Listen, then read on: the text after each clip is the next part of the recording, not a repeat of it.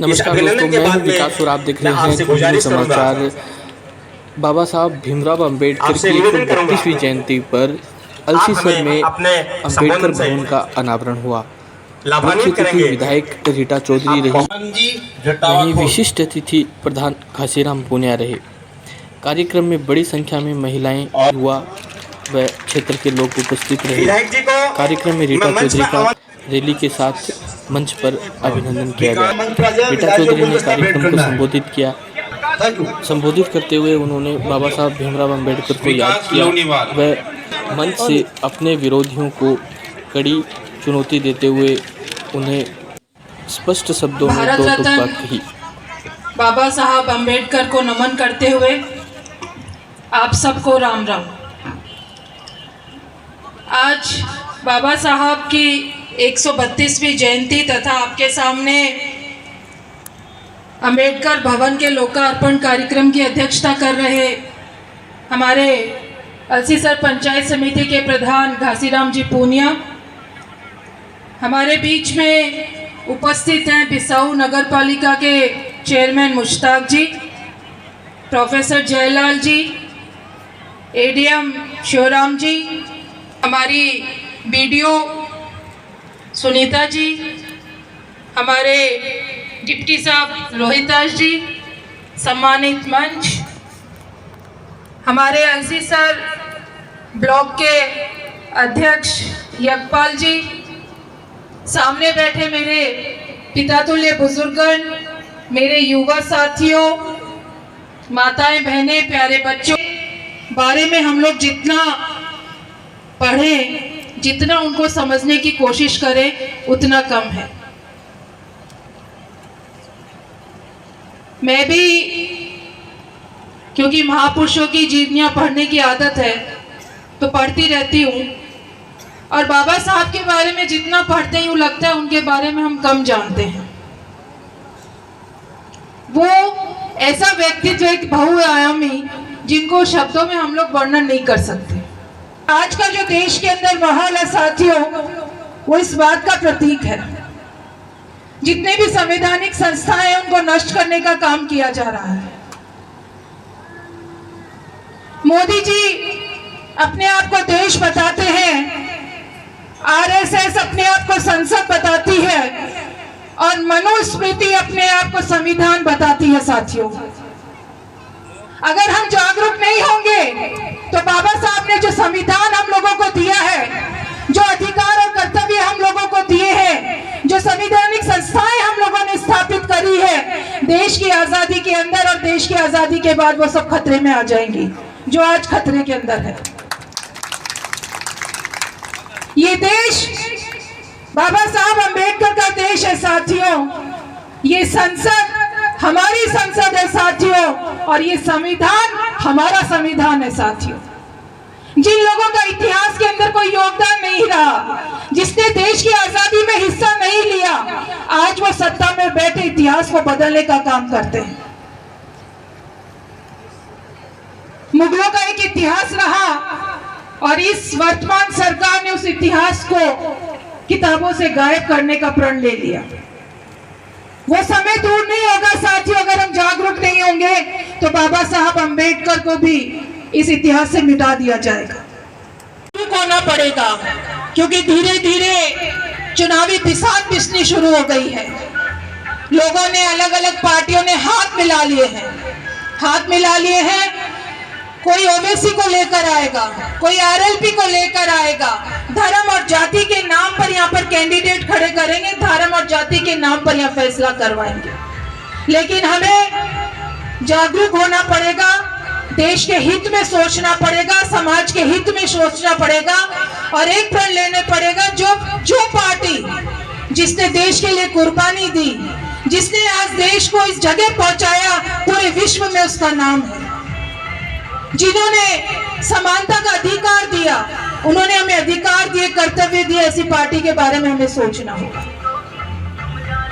मैं बहुत ज्यादा बात नहीं करते हुए इतना ही कहूंगी, हमारे मडावा विधानसभा क्षेत्र के अंदर पिछले 4 साल के अंदर जितने विकास के काम हुए वो सब आपके सामने है। चाहे सड़कों का जाल हो, चाहे शिक्षा का जाल हो, चाहे चिकित्सा का जाल हो, चाहे पानी का जाल हो, हर तरीके से मंडावा विधानसभा क्षेत्र के अंदर विकास के काम हुए।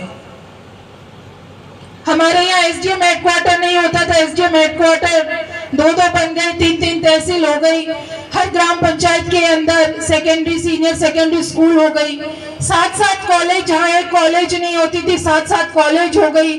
आपके बगल में कस्तूरबा गांधी विद्यालय का काम चल रहा है, उसके बगल में महिला कॉलेज का काम चल रहा है, आपके पीछे मलसीसर के अंदर वेटरनरी कॉलेज का काम चल रहा है। और मेरे समझ में नहीं आता, कुछ साथी अब वीडियो डालते हैं कि सिर्फ थोड़ी घोषणाएं, धरातल पे काम नहीं हुआ है। आप देख लो, जहां सीएससी की घोषणा हुई वहां सीएससी काम कर रही है, जहां कॉलेज की घोषणा हुई वहां कॉलेज चालू हो गई, बिल्डिंग का काम चल रहा है, जहां सड़कों की घोषणा हुई वहां सड़कों का काम चल रहा है। तो काम सारे धरातल पे हैं। हमारी राजस्थान की सरकार, हमारे एडीएम साहब कह रहे थे 24 तारीख से जो बजट के अंदर घोषणाएं हुई, हमारा जो निम्न तबका है, जो आर्थिक रूप से बहुत पिछड़ा हुआ है, उसके लिए इस बजट में बहुत सी घोषणाएं हुई। चाहे वो 500 रुपए सिलेंडर की घोषणा हो, 2000 यूनिट तक फ्री देने की घोषणा हो, 100 यूनिट फ्री देने की घोषणा हो, चाहे वृद्धों को 1000 रुपए देने पेंशन की घोषणा हो, चिरंजीवी योजना हो, दुर्घटना बीमा हो, अब तो स्वास्थ्य का अधिकार आप सब लोगों को मिल गया है। ये जितनी भी योजनाएं हैं, ये लोक कल्याणकारी सरकार ही कर सकती है। जो सरकार सोचती है कि अंतिम छोर पर बैठे व्यक्ति को कैसे सब सुविधाएं दी जाए, वो ही सोच सकती है और वो ही उस तरफ काम कर सकती है। आप सब लोग इस बात को समझो। हम लोग गरीब परिवार था, बीमार होता था, मुख्यमंत्री महोदय ने चिरंजीवी योजना लागू करी, आपको सब इलाज आपका फ्री है, पैसा एक आपका लगता नहीं, आप अस्पताल में जाते हैं। तो ऐसी लोक कल्याणकारी योजनाएं लेकर कोई सरकार आती है तो आपका और हमारा दायित्व बनता है कि हम उसके बारे में सोचें। आज कुछ लोग हैं विधानसभा क्षेत्र के अंदर भी, पहले कुछ बनने के लिए साथ में आ गए, जब कुछ बने नहीं तो विरोध में खड़े हो गए, और विरोध में भी कभी कांग्रेस में जाते हैं, कभी आरएलपी में जाते हैं, कभी बीजेपी को माला पहनाते हैं, कभी ओवैसी से मिलते हैं, और एक अपने आप को यहाँ सूरमाखा समझते थे, जो हिस्ट्री शीटर थे, चुनाव लड़ लिया, बन गए प्रधान, वो एक अलग बात है। अब वो जगह जगह परिवार देते फिर रहे हैं कि मुझे रीटा से खतरा है। आप बताओ, रीटा से कोई खतरा हो सकता है क्या किसी को? खतरा केवल कामों से है। जिस तरीके ये काम, विकास के काम हमारे मंडावा विधानसभा क्षेत्र में हो रहे हैं, जिस तरीके की योजना राजस्थान की सरकार राजस्थान के लोगों के लिए लेकर आ रही है, अपने आप में अनूठा उदाहरण है। आज बाबा साहब अंबेडकर की इस जयंती पर साथियों, हम लोग यहाँ से एक प्रण लेकर जाएं, क्योंकि बाबा साहब भी चाहते थे कि संविधान के हिसाब से चीजें लागू हो, संविधान के हिसाब से ये देश चले, और वो तभी चल सकता है साथियों जब हम लोगों में भाईचारा आपस में बना रहेगा। शब्दों के साथ एक बार मैं बाबा साहब को नमन करते हुए आप सब लोगों का बहुत बहुत धन्यवाद, आभार। जय हिंद, जय भारत, जय भीम।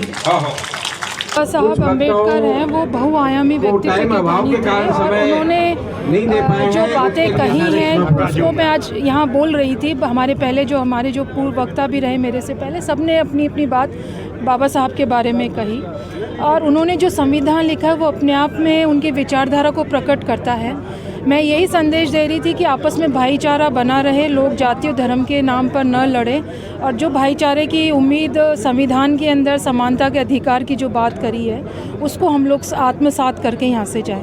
राजस्थान में भारतीय जनता पार्टी में एक अंतर कहला था, वो आखिरकार सुलझा लिया गया। उनमें एक मनमुटाव की स्थिति वो दूर होगी, लेकिन कांग्रेस में अभी भी वो जो मनमुटाव के बादल हैं वो सबके सामने आ रहे हैं। इसको लेकर क्या कहें? बीजेपी का मैं समझती हूँ, आपको लगता होगा, लेकिन मनमुटाव कहीं पे भी कम नहीं हुआ। अभी महारानी वसुंधरा जी हैं, वो अभी यात्राएं कर रही हैं। हमारे सतीश पूनिया जी हैं, आप देखो सतीश पूनिया जी अध्यक्ष हुआ करते थे, राजेंद्र राठौड़ जी उनके नीचे काम करते थे, अब उनको प्रतिपक्ष नेता बना दिया और उनको वहीं पे उपनेता बना दिया है। तो कलह यहाँ कहीं ख़त्म नहीं हुई है, सब अपने अपने गजेंद्र सिंह जी चाहते हैं मैं सीएम बन जाऊँ, और हमारे जो स्पीकर महोदय हैं लोकसभा के वो चाहते हैं वो सीएम बन जाएं, राजेंद्र जी चाहते हैं मैं बन जाऊं, तो वो अभी कलह उसमें कहीं पे भी कम नहीं हुई। जहां तक कांग्रेस की बात है, ये थोड़ा सा मैं इसमें इतना ही कहना चाहूँगी कि ऊपर हमारे जो आला कमान है इसको देख रहे हैं और कहीं पे कोई मनमुटाव की स्थिति नहीं है। केवल ये है कि हम हमारी पहचान कैसे बनाएं, आगे बढ़ने की जो हमेशा हर एक व्यक्ति में प्रवृत्ति होती है कि हमारा प्रमोशन हो, तो उस तरीके की बात यहाँ पर है, बाकी कोई मनमुटाव नहीं है। अपने आप में कहीं ना कहीं कोई आपके ऊपर वाद विवाद की बात या अपने विचार व्यक्त करते हैं, उसको लेकर क्या कहेंगे? मेरे तो ये समझ में नहीं आता कि वो किस बात की चर्चा करते हैं। किसी ने कुछ काम यहाँ पर करवाया नहीं है कभी, और बात करते हैं बड़ी बड़ी। अभी थोड़े दिन पहले एक वीडियो आया था, उसमें विजेंद्र जी उफ टिल्लू जो हैं वो कह रहे हैं कि ये इंटरनेशनल गुंडी है, और मतलब इस तरीके की भाषा का प्रयोग है। और वो ये भी इतने डरे हुए हैं, परिवार दे रहे हैं जगह जगह थानों में कि मुझे खतरा है। कुछ लोग हैं जिनको बहुत महत्वाकांक्षी थे लेकिन उनको कुछ पद मिला नहीं, तो वो उस तरीके से बगावत कर रहे हैं और अनर्गल प्रचार करते फिर रहे हैं। लेकिन मैं समझती हूँ कि शेखावटी की जो जनता है, विशेषकर झुंझुनू सीकर की जनता है, बहुत राजनीतिक तौर पे बहुत जागरूक जनता है। वो समझती है हर एक्शन हम तो बाद में लेते हैं, उनको पहले पता लग जाता है कि क्या होने वाला है, इसके पीछे क्या बात हो सकती है। तो वो अब बोलते रहेंगे, कोई फ़र्क नहीं पड़ता है। मुझे अपना काम करना है, लोगों